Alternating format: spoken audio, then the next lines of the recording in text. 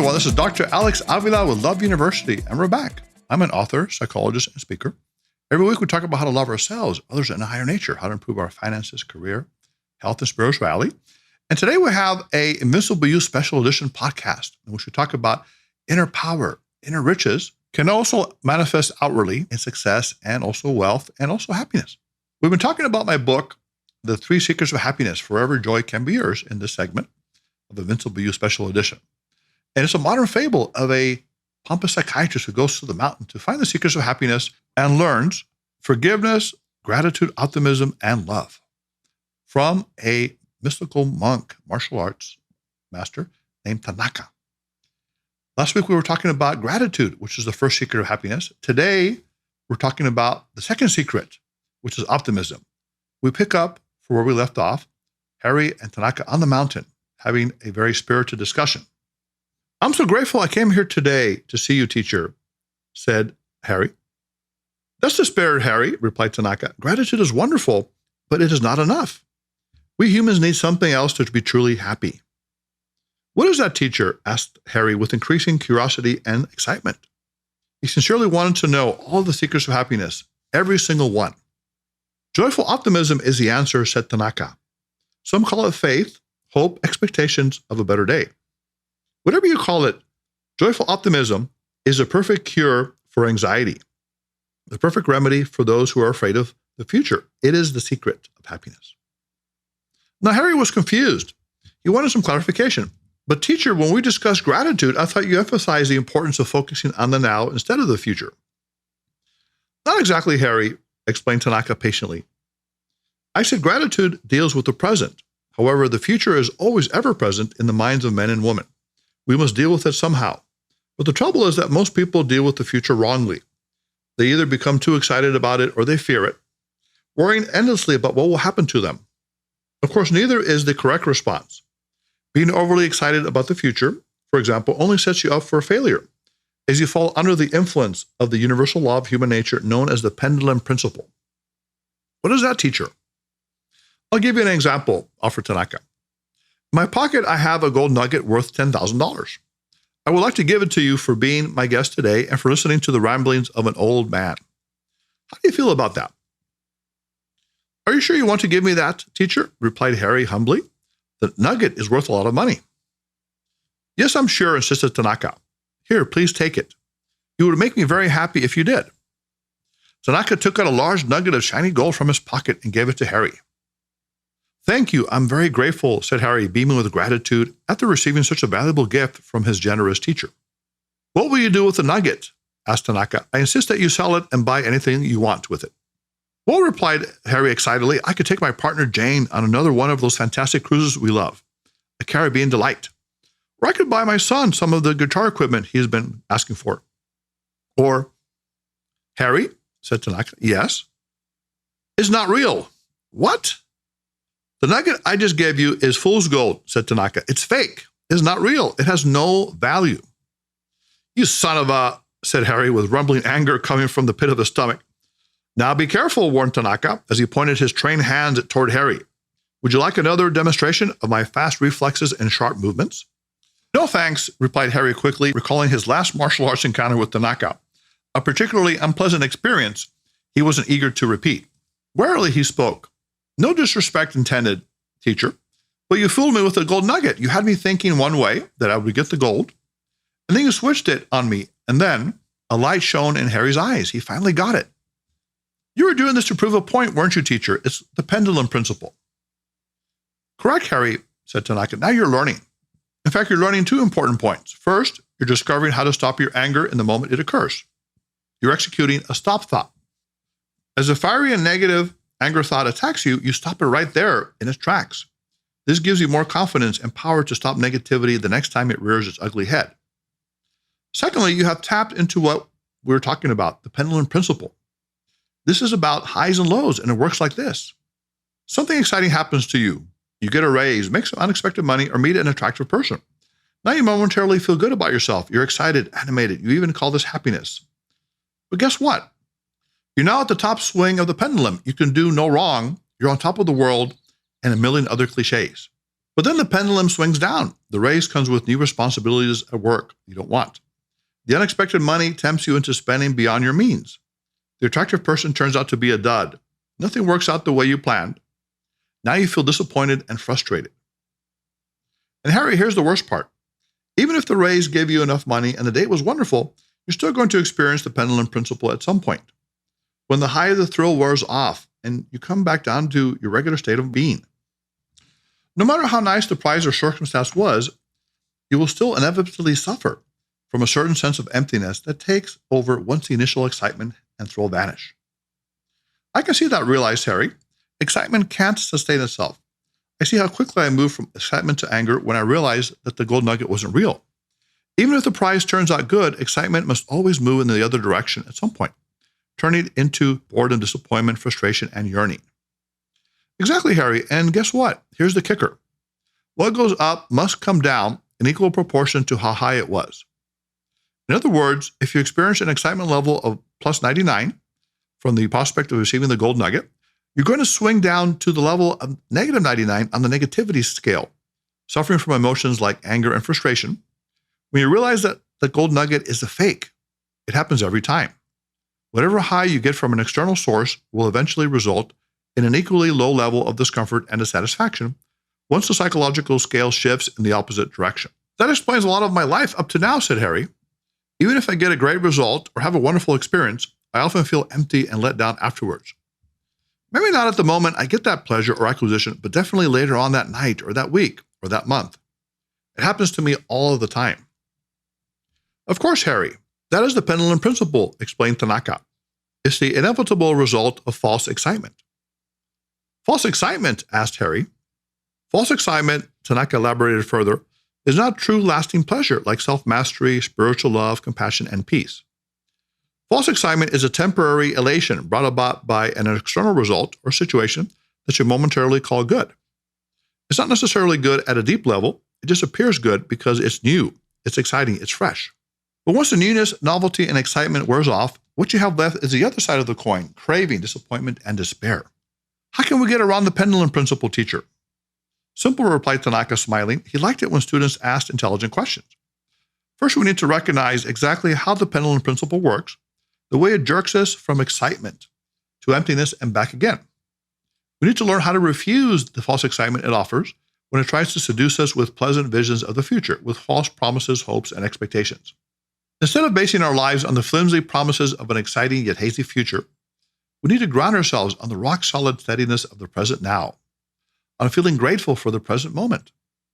Being grateful in the now keeps us pleasantly occupied with the blessings of the present and prevents us from getting too excited about fantasy images and unrealized possibilities that exist in some nebulous future. Tanaka was warming up now. He continued to enlighten Harry. A second way to defeat the pendulum principle is through joyful optimism, the God-given sense of well-being and contentment that tells us that everything is going to be all right no matter what.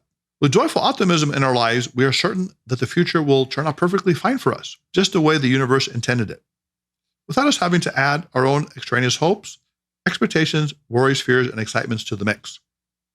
We can relax because the future will come to us. We don't have to go to the future. Harry couldn't help but smile. Teacher, I'm excited about what you're teaching me. I know it's the right type of excitement because I'm learning the smart way to handle life. Tanaka nodded in agreement. Harry continued, I see how the pendulum principle is our enemy, and gratitude and joyful optimism are the friends who can help us defeat the pendulum principle. But earlier, teacher, you talked about another scourge of humanity, fear of the future. Can you elaborate on that? How does fear trap humans? Shaking his head sadly, Tanaka replied, Fear of the future is humanity's never-ending curse. It dominates the minds of all human beings on Earth. It doesn't matter what religion people are, what color skin they have, or what country they're from, human beings all have one thing in common. They're obsessed, preoccupied, and frightened about the future. Always anxious, always worried, as they ask the one question that is constantly burning on their minds. What will happen to me? Harry, you want to know something? The one simple question, what will happen to me, contains the seed for all the worry, all the anxiety, all the fear that lie dormant in human minds. By asking that question, humans unconsciously sense that they're about to lose something valuable in their lives, something that will diminish their sense of self-esteem, their sense of worth. What are humans afraid of losing?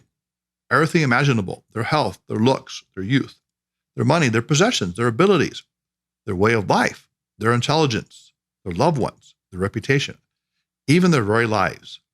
They're afraid of losing. Is there anything we can do about that? Asked Harry with true concern in his voice. Is fear our destined inheritance as human beings? Good question, Harry. No, fear is not our final destination as long as we apply the solution known as joyful optimism. Two simple words that pack great power. Can you tell me more about joyful optimism, teacher? Asked Harry. It's really very simple, said Tanaka. Joyful optimism is the God-given belief, the absolute knowledge, that life will turn out just fine, that you will receive the bountifulness that the universe has to offer. Think back to what Jesus said in the New Testament.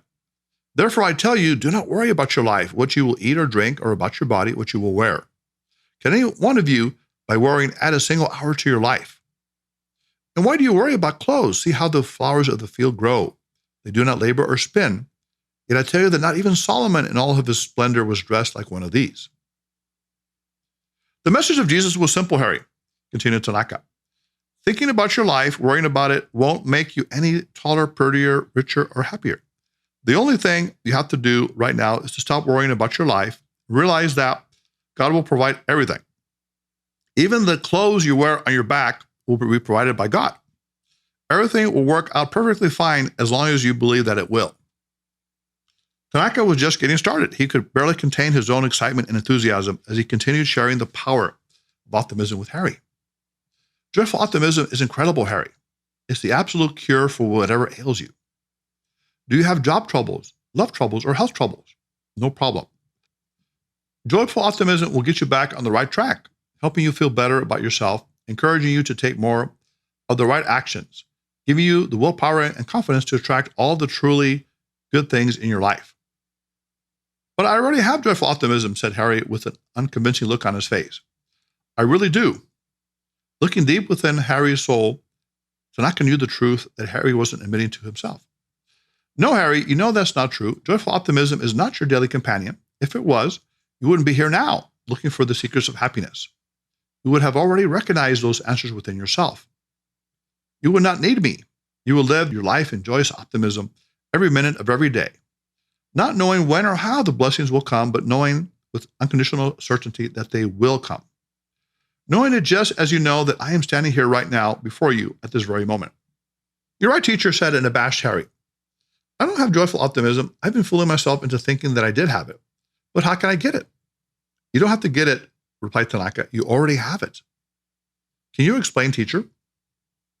Listen, Harry. Joyful optimism is inside the heart and soul of every living being. It is part of the DNA that God put inside each and every one of us. It's like saying we humans lack a heart, a brain, or a lung. The truth is that we don't lack these essential organs. God gave them to us because we need them to keep us alive. In the same way, our DNA for joyful optimism is what keeps us emotionally alive and healthy in this chaotic and dangerous world of ours. It keeps us absolutely free from the painful and destructive influence of negative people, and it liberates us from our own negative thoughts and feelings.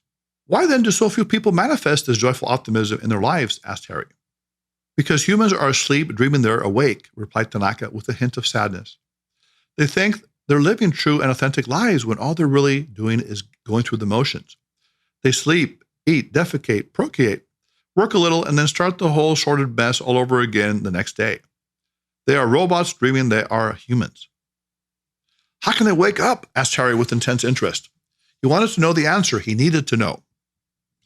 By listening to the beat of their hearts, the drums of their joy, proclaimed Tanaka with a passionate look in his eyes. By finding and enjoying the true authentic pleasures of life, the small things that bring them natural joy and happiness.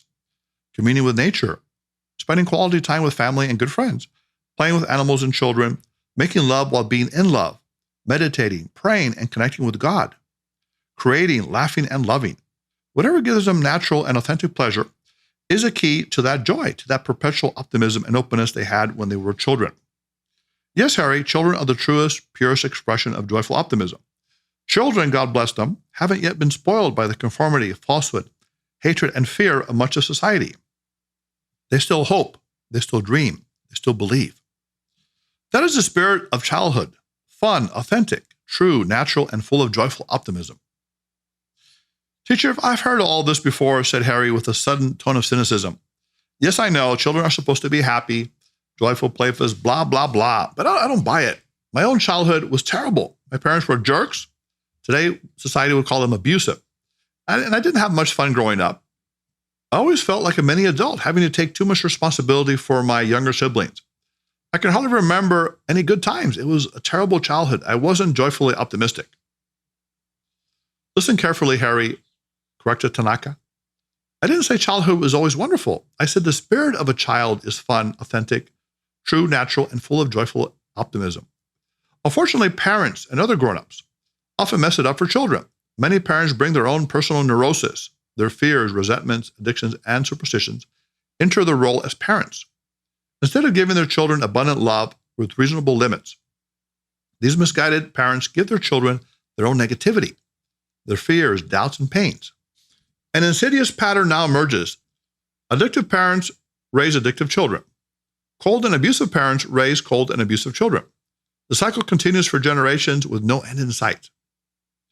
Fortunately, the self-destructive cycle can be reversed in a positive pattern. Parents can also help create a positive influence of love, growth, and success in their children. For example, enlightened parents, those who are dedicated to improving themselves psychologically and spiritually, don't let their personal traumas and painful pasts affect their children. Instead, they prepare a safe and beautiful emotional place for their children to grow and develop openness, truthfulness, security, love, and above all, joyful optimism. Remember, Harry, when I said that humans are asleep thinking they're awake? That's very true. And the sad part is that if you tell humans they're asleep or deluded, they will deny it with all of their hearts, and they will even become angry with you for telling them. Why is that, teacher? Harry was eager to learn more. Because only awakened human beings realize they have been dreaming. People don't know they're in a dream until they wake up. Many deluded humans dream themselves into believing that they are actually quite happy and successful, when the reality is that they're deeply miserable inside. Although they may not realize it yet, they've lost the happiness, spark, and intuitive genius of their childhood spirit. It's gone for them. Harry started to think deeply. He was starting to see the truth. Yes, you're right. Many of my parents lacked that amazing childhood spirit, and I must admit I lack it too. Harry suddenly had a thought, a slim ray of hope. But I know that optimism is there, somewhere deep inside of me. Please tell me, is there a way for me to recapture the joyful optimism of the childhood spirit? Is it possible for me still? Tanaka was pensive and spoke slowly, making sure Harry understood exactly what he needed to do. Yes, you can recapture joyful optimism, Harry. It doesn't matter if you had a wonderfully joyous childhood or a lousy, painful one. Right now, at this very moment, you can implant the joy of the childhood spirit in your mind. Try this exercise. See yourself as a small child again. Imagine yourself with the same face, hands, feet, and body you had when you were little. Now imagine that you're going to fill that child's heart, your heart, with great joy. Think of all the enthusiasm, love, playfulness, and spontaneity you have observed and experienced in the world, and imagine that this child, this you, has all of this wonder, passion, and spontaneity in your heart, right at this very moment. See yourself as this child, smiling, laughing, running, and playing, drinking from the intoxicating nectar of an unlimited and beautiful future. That is you, Harry, right now. The child is in you, and you are in the child. Harry, believe me when I tell you this. The more you imagine this happy and joyous child within you, the more positive changes you will see in your life. Your smile will grow wider, your laughter will be more sincere and intoxicating. Your mind will be more clear, gentle, and innocent. And one day, Harry, it will all come together for you. On that momentous occasion, you will rejoice because joyful optimism has entered your heart fully, and it will stay with you for the rest of your life. So, Love University students, Invincible BU edition students, joyful optimism is a very powerful element that we have in our lives, or can have. It's an inner tool to develop greatness, love, peace, and happiness. When you are optimistic, you look for the best in the world. Optimism has the root optimus, which means to expect the best. So instead of looking at the negative things that can happen in life, the worries, disappointments that can come, you look at the successes, the ability to love, contribute, make a difference in the world in a positive way. So Love University students, go out this week and live with joyful optimism. Look at the good things in life.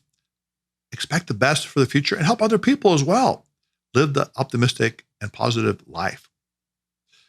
If you want to be on the show, if you have a show idea or have a comment on today's show, you can reach us at loveuniversity.love. You can write to us at loveuniversitylove@gmail.com. You can call us at 310-226-8090. You can also like us and follow us on Facebook and Instagram at Love University Podcast. You can follow us on Twitter at Love_U Podcast. You can download the podcast on Spotify, Podbean, iTunes, and SoundCloud. And you can pick up a copy of the book, The 3 Secrets of Happiness, Forever Joy Can Be Yours, which I wrote, and talks about all these ideas of how to be the best you can be and the happiest. And you can pick up the book on Amazon.com. So until next time, Love University students, put away your notebooks, your iPads, your phones, and go out and have an optimistic week. This is Dr. Alex Avila.